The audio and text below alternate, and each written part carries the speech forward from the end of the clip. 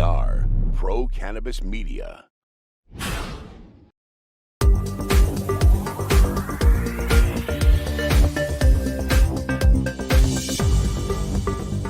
Hi, everyone. Welcome again to another special edition of In the Weeds with Jimmy Young, our regular one-on-one interview with the movers and shakers in the cannabis industry. And for this particular interview, we really didn't have to look too hard from our Wellesley, Massachusetts location, because up the road and a little bit to the left is Billerica, Massachusetts, which is the home of Agrify Corporation. Their CEO, Raymond Chang. He joins us. How are you, Raymond? Very good, Jimmy. I am very honored to have the opportunity to be invited to your show, and really looking forward to our conversation today. Well, I appreciate that, and I am humbled. I am humbled for sure, because I know your reputation. I know your bio. You know, you've been president and CEO and chairman of the board here for a couple of years at Agrify. And before that, I believe it was 6 other companies that you've been basically at the C level. That's pretty impressive. Do you know what I'm saying? And then I looked at your education. It was Harvard, Yale, and NYU. That's not a bad threesome right there, right? Thank you. Thank you. Yeah. I think I'm humbled and to have the opportunity just to be involved with so many different institutions. And, but one thing that I've always learned throughout my career is just to, be humble, and because you could always learn from the best. Right. Well, don't forget the little guy, right, Raymond? That's the key. And that's why in television and radio, it's the guys behind the camera that make all the difference in the world. It's a lesson I learned early in life. Raymond, you're a publicly traded company on NASDAQ. In the cannabis space, first of all, how is it going as a public company? I believe you just went public a few years ago. Bring us up to speed on where Agrify is at right now. Obviously, Jimmy, it's very fortunate that, we are one of the only few cannabis companies that is traded on NASDAQ. Right. And in fact, I think there's probably only a handful of us that actually managed to achieve that. So from that perspective, it's really not easy. And obviously the market hasn't been, performing too well. And this is across the board. I mean, we know the Dow is basically hitting new lows every day. But in particular, I think the entire, cannabis sector has been pretty beaten down the last few months, right? Mm-hmm. And I think there's several reasons for that. One, I think there's an overall sort of disappointment that's basically the deregulation is not happening quicker, right? Still a lot of basically just talks, right? Like, for example, Safe Banking Act, which is something that really honestly should have been passed like way a long time ago, and it's still not moving in DC. But I think in addition to that, I think, we are also seeing some of these, for example, illegal grows from California kind of flooding the rest of the market, right? So we kind of have a situation where, on the regulatory side, it's not going as quick as everybody thought. And then at the same time, competition is becoming more fierce. And then also, people are still doing it kind of the wrong way. So I think combination of all those definitely is hitting the market pretty hard. And you mentioned banking, and I just want to take this opportunity to explain to a lot of people that when you do banking, and even if you're an ancillary company like Pro Cannabis Media Company, you're considered an MRB, which is a marijuana-related business. And that changes the whole banking industry's view of you or me or anybody who's considered an MRB. How did you do it, Raymond? Because you're not touching the plant, and you guys have gone public, and your revenues are up. You're doing great. Yeah, I think fortunately, because we're non-plant touching, right? We're still able to work with some of the banks. So, for example, here in Massachusetts, we have relationship with Oppenheimer. We have relationship with Century Bank. And there's still, a few banks that are willing to basically bank with us because we're non-plant touching. But to kind of share with you, we got kicked out of Bank of America too. Some of these national banks, unfortunately, one day, we were banking with them, and the next day they said you have 20 days to get a new account somewhere else, right? And this is really, really kind of ridiculous because think about it, right? Like, from a regulatory perspective, would you still, because you're not going to shut down the industry just because the banks are not banking with them, right? And we have customers showing up at our doorstep with $350,000, $500,000 worth, of cash. Like it's uncontrollable, right? So I really think this is something that everybody should take a look at, and it's going to really help the industry tremendously if we can just get the safe banking going, sooner rather than later. I just can't believe in 2022 that cannabis is a political issue in Washington, D.C. at the federal level. And it's just as divided in the U.S. Senate as it is in our real world. And it is something we as a country, I believe, have got to change. We have got to work on this. I don't know how that's going to happen, Raymond, nor am I going to get involved with politics. But I do want to talk to you as Agrify, being an industry disruptor, because you're really a data science and technical group. Explain a little bit about what is Agrify's business model and how important is it for you guys to lead the way in the science and development of consistent grows? Jimmy, so, I got into this industry because I had firsthand witness of the medicinal benefits of, cannabis, the use of cannabis. My mother-in-law, she was a cancer patient. Yep. And honestly, she had just a horrible lifestyle. She was going through chemo and all that, and basically just having pain all over her. And really, I think the use of cannabis really, really helped her and changed her lifestyle, right? So I had firsthand witness of that.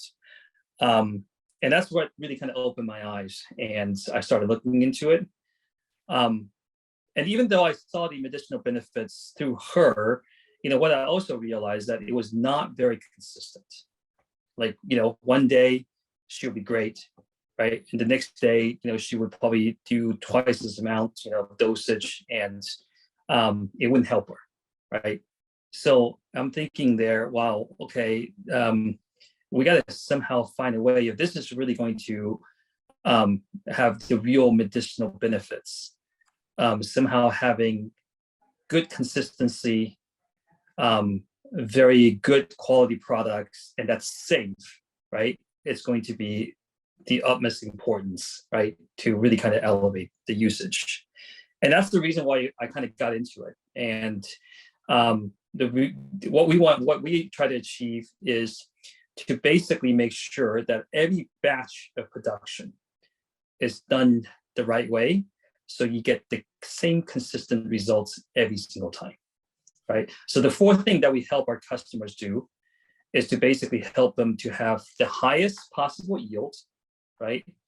The best consistency, the best quality, but do so at the lowest possible cost, right? So those are the four things that we deliver to all of our customers through our technology and the use of data. Data is king, isn't it, Raymond?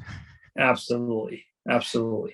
Yeah. So, so basically we have what we call it, these vertical farming units. So imagine they're like small containers, right?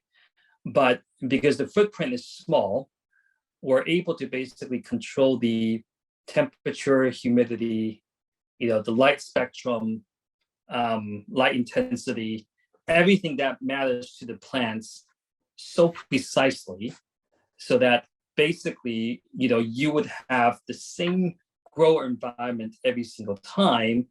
And the end result is that you see almost no variation, right, in the cannabinoids, as well as, for example, if you want THC to be exactly at 26.5%, it would actually produce that every single time, right?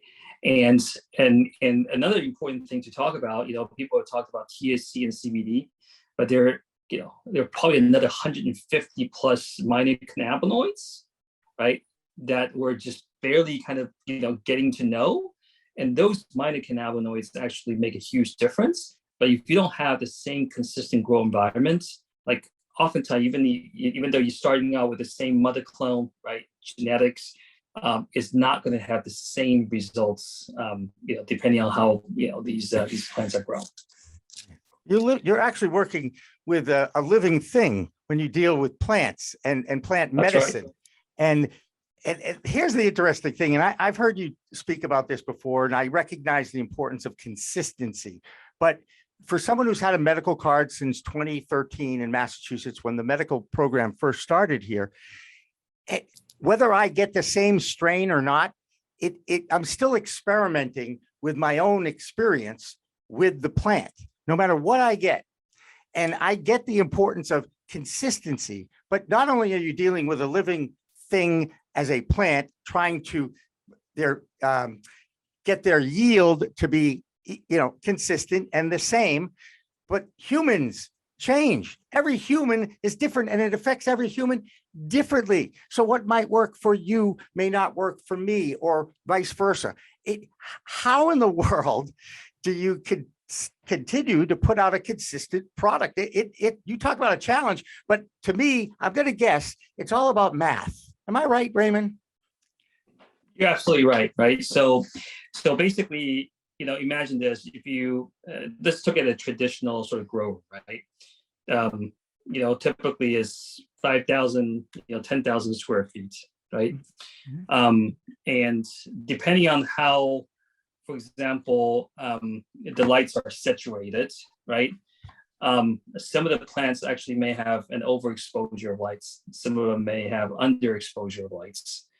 Airflow is not the same, right? Because if you're sitting right next to the fans, these really loud, traditional fans, then you're probably getting too much airflow, right? But if you're actually in the middle of the room, right, you're probably getting zero airflow, right? Mm-hmm. Humidity is not the same. So what happens is, when you have, even though maybe the same exact strain, same exact plants, depending on where that plant is situated, it's going to have very different outcome, right?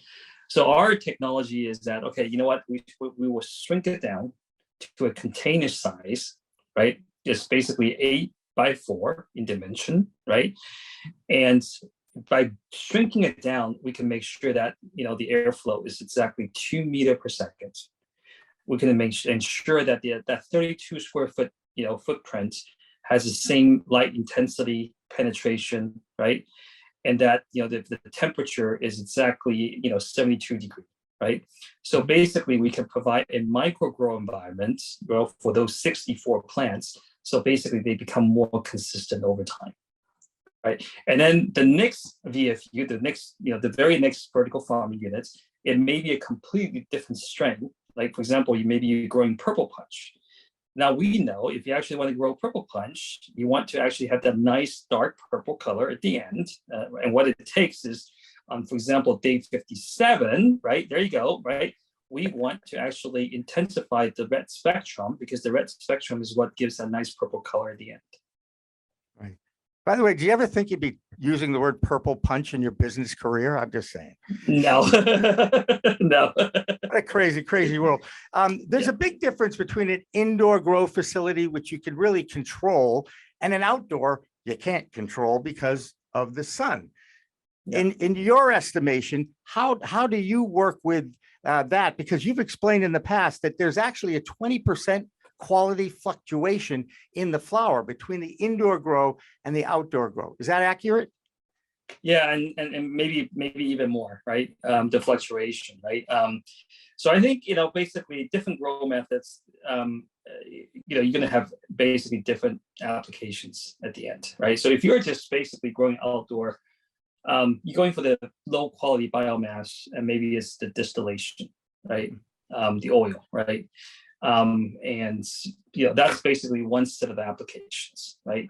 But if you're actually looking for really high quality premium flowers, right, then I think indoor is probably the only way to go, especially for some of these minor cannabinoids, and also for, like I said, the medicinal use, where consistency and quality is so important, then that would be probably the indoor environment. So again, depending on what the end application is, I think both are acceptable, but they're just different applications. Right. I get you. Let's talk about the indoor and the challenges of indoor, even though it is something you can probably control that environment better through your data and your math and your all your multiples and all that neat stuff. The statistic that I've heard, and I'm pretty sure it's accurate, that 10% of the electric grid in Massachusetts is now cannabis growing facilities, indoor growing facilities. With a plant medicine, doesn't it make sense to try and do more with solar power? Doesn't it make sense to try and figure out ways that we can harness the sun to power some of the grow facilities? There's only one in Massachusetts, as far as I know, but I just think that the industry as a whole, they should be environmentalists and they should be looking for other ways rather than just plug in the lights, if you catch my drift. You're absolutely right. And we have actually looked at solar power as the use of maybe adopting that technology, but unfortunately at this point it's still not efficient enough to kind of support the entire growth facility. I think maybe over time we can kind of get there. However, from our perspective, right, we actually now are using different sort of solutions. So for example, our VFUs, vertical farming units, actually use a chiller. So basically it's a lot more energy efficient compared to a traditional HVAC system, right? And in fact, you can control the humidity even better, right? So from that perspective, there's other ways to improve the energy efficiency, right, without just relying on solar alone. And we're looking at a lot of those things when we build out our facility, right? So for example, the traditional build, you pretty much have to have one HVAC system per room. In our case, because the environment is controlled inside of the VFU, we just need to have a kind of a human comfort, work environment. So the upfront HVAC investment is substantially less, and it will require less power, right? So these are, and also we're pushing for some of the most energy efficient lighting, 3 micromole per joule, right? And that really makes a huge difference as well. I just came back. I'm going to date this interview. I usually don't, because for the most part, it's evergreen content. But I just came back from the opening of the Air Dispensary on Boylston Street in downtown Boston, which, by the way, is located, I'm pretty sure, about 50 feet away from where the bombs went off and about 100 yards away from the finish line of the Boston Marathon. Wow, I never thought in a million years I'd see a dispensary on Boylston Street in Boston. And I want to ask you now about the consistency, because that seems to be a buzzword at Agrify. We want consistency. You've got the MSO level, you've got the home grow, and you've got the craft grower. When you have a craft grower, they don't have as much space that they're responsible for. And what I'm hearing, the scuttlebutt I'm hearing, is that it's the craft grow seems to be winning a lot of these cups that are out there. Bountiful Farms is one for sure. So I guess my question is, how can the home grower learn from Agrify's consistent philosophy? Yeah, so Jimmy, so our solution serves really kind of two purposes, right? One is if you want to be able to do it at scale, right? Once you figure out the optimal grow recipe, then you can repeat that same process. So that's what gives you the consistency, right? The other huge advantage of using our solutions is instead of having, for example, a typical grow room, 5,000 square feet, you probably have 4 or 5 turns a year, right? So let's assume that, hey, you have a really, really horrible, harvest this time. THC content is super low, or, the terpene, is just not there. And you want to try something differently the next time, right? But in a typical grow environment, you really only have maybe 5 opportunities per year. because you can only turn the room 5 times, right? But in our case, the same exact room, we could put hundreds of our VFUs inside of the same facility, right? So, and literally, you could have 500 data sets, right? Because every VFU, you could actually have a different grow environment, right? And then so you have 500 data sets versus 5 data sets, right? So for the craft growers, if I really want to do something very special, for example, I want to push for the terpenes, right? Yeah. Or I want to push for super high THC, right? Mm-hmm. I have much more opportunities to do so versus the traditional grow environment, right? And then the best part about it is once I figure out the optimal grow recipe, then the system just takes it over and it will produce the same results every single time. Yeah.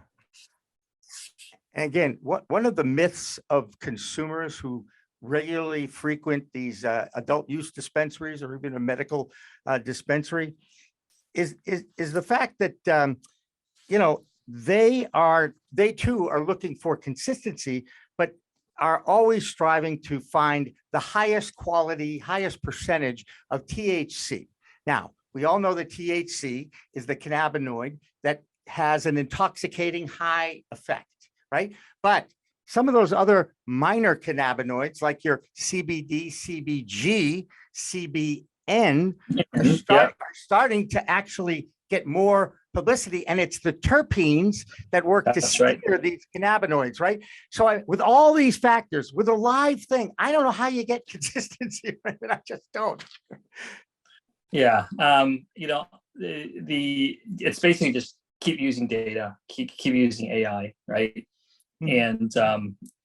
And so just to kind of give you an example, Jimmy, we have now shown that with our customers' results, the fluctuation of different chemical compounds could be less than 10%, 1% swing. Mm-hmm. With actually terpene is actually less than 0.1% swing. Yeah. Right? And again, it's the use of data and AI to kind of support that. So mm-hmm. we have actually kind of figured out a way to actually deliver that level of consistency. But again, it's strain specific, right? And also application specific. For example, you could be using the same purple punch, but depending on what the end product is, like for example, if you're actually doing it for oil, it's actually a very different grow recipe versus if you actually just want the dry flowers, right? So basically, again, it's application based as well as strain specific, grow recipes. Gotcha. Hey, there's a lot of talk in the business world about interstate commerce in cannabis. Now, what I've learned, again, is that these manufacturing facilities are able to work with other out-of-state businesses to recreate the magic sauce or the magic recipe or the right strain, whether it's from a seed or from a clone, whatever it is. To me, it's still, interstate commerce is here. It's just not accepted and officially legal, if you will. And I hate to use that term these days, but it's true. That being said, how do you view the manufacturing capabilities to actually keep creating the same product, especially since the seed perhaps came from California or from Arkansas or from other countries? How do you do that? Yeah, again, that's the advantage of using our solutions because we ship our units with grow recipes inside. Mm-hmm. So it doesn't matter if you're in Colorado or in Washington or here in Massachusetts, right? As long as you can actually procure the same seed. So you start with the same genetic, mm-hmm. the grow recipe that has already been optimized will just help you to kind of achieve that, right? And then the other advantage of using our solution, and this is actually pointed out by a lot of these, what we call the larger multi-state operators, because right now they have no choice but to have, for example, like Curaleaf, they have 20 plus facilities because every single state has its own cultivation facility, right? But eventually in a post-deregulated, environment, you can imagine they probably want to consolidate, right, that 20 plus facility down to maybe 2 or 3, right? Mm-hmm. The advantage of our solution is these vertical farming units are movable. Gotcha. Right. So we could actually, maybe they want to consolidate everything, from, Massachusetts down to, Florida and get rid of, 20 different facility and just put one in central Mass. Right. You can actually move these vertical farming units to the new building, right? Plug it in and the system starts to take over. Right. So that's the advantage. And it actually helps some of these MSOs to eventually get ready in a post-deregulated sort of interstate commerce environment. Right. And it's just going to grow as it gets more and more accepted. I do want to talk to you a little bit about investors. And I know you're a publicly traded company, and obviously you want to do right by your investors since it's a publicly traded company. We're hearing that the excuse me, that the cannabis investment market is starting to dry up a little bit, but the ancillary, the non-plant touching industry that is related to the plant touching industry seems to be still ripe for investment. Is that how you see what's going on right now? Yeah, I mean, that's the segment that we play, right? And again, I think, Jimmy, the other important thing to kind of keep in mind is, Agrify is not just, is no longer just cultivation, right? In the last 6 months or so, we actually went out and acquired 4 of the best extraction companies, right? Again, still non-plant touching, right? But right now we have really the best solutions for cultivation and for extraction, and we're going to get into some of the other post-processing space. So the end goal for Agrify is to be able to provide everything you need inside of your facility from seed to sale. Right. I got it. And I love the tracking out there. And I mean, you talk about regulations, they track everything but trips to the bathrooms by the bud tenders in these dispensaries. Right. I mean, it's pretty amazing. That's right. I heard you interviewed, I think it was early last year, and you brought up a point, and I think it's important to talk about the difference between generating revenues and profitability. So can you kind of give me a little business 101 on that? Yeah, because at the end of the day, it's, you could push for revenue, but profit is what sustains, right? So, for us, but, I think both of them are important, right? Because, revenue kind of shows that, there's market traction, there's market share that you kind of go after. But at the same time, it's kind of like you have to have the right balance because you don't want to grow the business too slowly, right?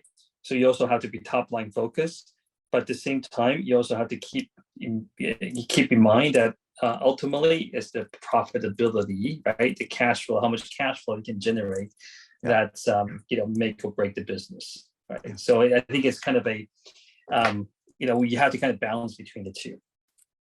Gotcha. I'm out of balance in a lot of ways. And, I want to make sure I learn some of this stuff. One of your secrets to success, and I took notes on this one, recurring revenue is key. And I remember you actually have 10-year agreements with your customers. You talk about recurring revenue. Every time you sign another customer, you got them for 10 years. That's a pretty good model. Yeah, that is our model, right? We're investing with our customers, right? But in return, we want that long-term, sort of partnerships, right? So this way, I don't have to kind of always keep chasing, new customers, right? We want to basically just work with a selective few, but really kind of have a long-term win-win proposition, right? So that's our goal, is to basically have that nice recurring revenues that adds up, over time. Yeah, I'm trying to do that. Recurring revenue, you got to start with revenue before you get recurring revenue, right? I mean, I get it. I get it. So it's the joy of being an entrepreneur and a startup. I'm sure those are the old days, the good old days for you, Raymond. You don't have to worry about that anymore, for sure. One last thing, legalization at the federal level. A lot of people in the industry, even those in the ancillary and plant touching, are very wary of true legalization and reform, with the federal government kind of getting their hands into it. And we all know they're going to want to have their hands into legalization in a billion, if not trillion-dollar market. That being said, no one's confident that the federal government knows enough about the industry and the business and even the plant to actually put this into practice. So with that being said, if you had safe banking and decriminalization, rescheduling or descheduling it, is that a huge win for the industry? To me, that's the baby step that the industry really needs from the feds. What do you think? I agree. I'm also wary of, obviously big, government, especially if they don't know really much about the industry. Mm-hmm. I think right now it's just, again, decriminalization plus safe banking, right? I think those are really the two that I believe the industry needs. And Jimmy, the other thing that I've actually noticed, there's actually a growing popularity and demand outside of the US. We've gotten so much interest from Europe, for example, Germany, Portugal, Greece are some of these countries that are really kind of pushing forward. From Asia Pacific, Australia, New Zealand. So this is becoming a global phenomenon. It's not just here in the U.S. or in North America alone. So we're very excited about those international opportunities as well. Do you ever think you'll see the day where cannabis is on the futures index? After all, it's a growing plant, and there might be a wholesale price internationally. Am I crazy to think about that? No, I don't think so. I think, potentially someday we will get there. We can all dream. I didn't think we'd get here, Raymond. Okay. I didn't think that we'd be actually talking openly about cannabis growing and using it and the whole 9 yards. Before we close up here, I'd like to get your philosophy about leadership, because as I looked at your resume, it was, CEO. You've been at the forefront of corporate America now for pretty much your entire adult life. I'm going out on a limb here saying that. What's a secret to your success about leadership? Treat people right.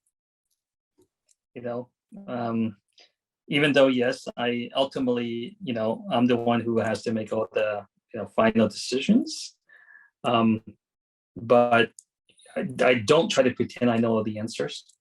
I hire the best people.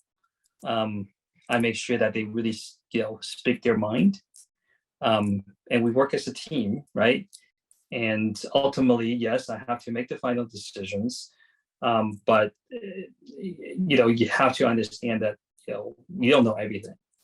And it's always better. I always tell my, chief science officers, I said, look, you figure it out, right? You come to me with your recommendation, right? Same thing with marketing. Like, we just had a meeting very recently, our marketing team was asking what should we do with this on this social Instagram post and, on this particular channel? I'm like, honestly, come on, you shouldn't be asking me those questions, right? I'm barely on Instagram, right? I'm a Facebook generation, right? There you go, right? So I understand, right? Yeah, so that's it, right? Hire the best people, empower them, treat them right, ask them to speak up, right? And then ultimately, my intuition, takes over, right? And I have to make the final decision. I try to not just use intuition, but basically look at data and, look at the numbers and etc. Right? And I think the numbers speak for themselves. But ultimately, you just have to hire the best people and trust them. That's great. Great way to kind of wrap this thing up. You've helped me out quite a bit, and I appreciate that. I don't want to think I'm taking advantage of your knowledge and stuff, but I did really enjoy picking your brain about a lot of things in this industry. So I appreciate you taking the time, Raymond. Jimmy, again, you are so highly respected in the industry, and I am so blessed and honored to have the opportunity to be on the show today. So thank you for that. Thank you very much. That's Raymond Chang. He's the CEO of Agrify Corporation. They're publicly traded on NASDAQ. Obviously, you use that search engine, that Google thing, you're going to find out plenty about Agrify. So for Raymond Chang, I'm Jimmy Young, the host of In the Weeds and the founder of Pro Cannabis Media. Please remember, it's a whole new world of weed out there. Use it responsibly. Thanks for watching. Thanks for listening.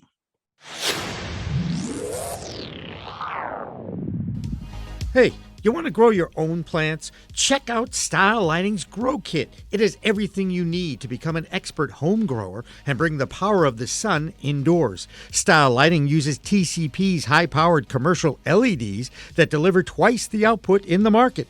The Grow Kit has a grow bag, a timer, chains to hang the light, and of course the best in the business lighting system by TCP. Check out stylelighting.shop for more information.